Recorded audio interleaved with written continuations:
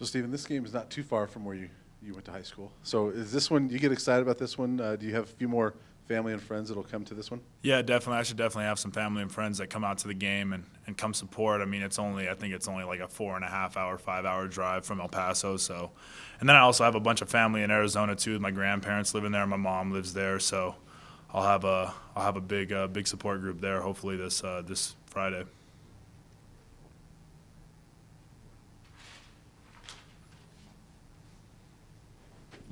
Steven, how have you seen the team react in practice these past 2 days since what happened on Saturday? I think we kind of just internalized it, understand what happened, and just got right back to work. I think the attitude that's just kind of been circulating around the team has been a pretty good attitude to have. It's kind of been the same attitude we've had all year long. It's just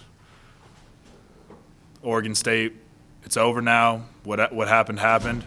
But we got another game coming up, and we got to focus on U of A now, and that's what our focus has been on, is preparing for U of A and being prepared to play them.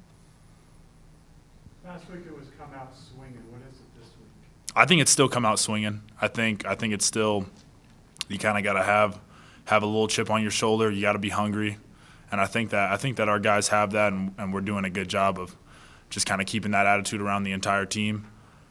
And so I think the attitude has still come out swinging. I think that's got to be our attitude this week. So offensively, you guys took some shots down the field. I think it was more drops this last game than most of the season combined. So when you look at execution, is that one of those things that you look at and say, okay, offensively we're getting there, it's just we need to clean up some of those things? Yeah. We had opportunities offensively. I think we just got to clean up the small details, just the things that you don't really think about in practice, like kind of catching the ball. Just seems like, oh, if we throw the ball, then we're probably going to catch it. So I think we just gotta get back to doing the little things, and I think that's kind of how we started the season, was doing all the little things right, doing the little things correct, worrying about those small details. And I think we're kind of getting back to that, and getting back to just focusing on those details, like catching the ball, like ball placement on my side of things, like picking up pressures up front, just doing all those different things, and just focusing on them in practice, so when we see it in the game, we're not surprised and we're not shocked. Was the players-only meeting on Monday a good thing, and what did you take out of it? I think it was a great thing. I think there was a lot of good things said in that meeting, and I think there was a lot of good things, just like Nate kind of said. There was a lot of good things said from older guys all the way to younger guys. Younger guys stepped up and said some things, said what they thought was going on, and how we could fix it, and how we can kind of just get back on track. And so I think there was a ton of good things said in that players-only meeting. So did you see, was it encouraging that it was not just the older guys but the younger guys, and there's still a complete buy-in by everybody? Oh, definitely. And it was still kind of like a holistic unit, and just kind of like that same brotherhood that Coach Mack's been talking about. And it showed up in that players-only meeting as well, with the younger guys stepping up and saying some very, very good things, some true statements.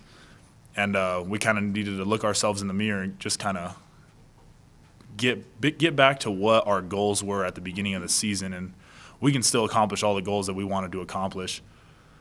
So it was a good meeting, definitely productive for sure. Steven, KD had a big game this past weekend. Of course, he steps into the room before I can ask you this question. But with Laviska out, has he maybe emerged as someone that's kind of that maybe security blanket, someone you can rely on, look to in crunch, big pressure downs? Yeah, definitely. I think KD had an absolutely phenomenal game. I think he played well. I mean, he's tough to guard out there on the perimeter, and I think there's very few guys in the Pac-12 that can stay with him, and his speed and just kind of his quickness as well. So very good receiver, and I think we got some other guys that can also make big plays and have breakout games. But I mean, KD played his butt off. Awesome, and we are going to move it on to KD Nixon on that note. Awesome. Thank you, Steven.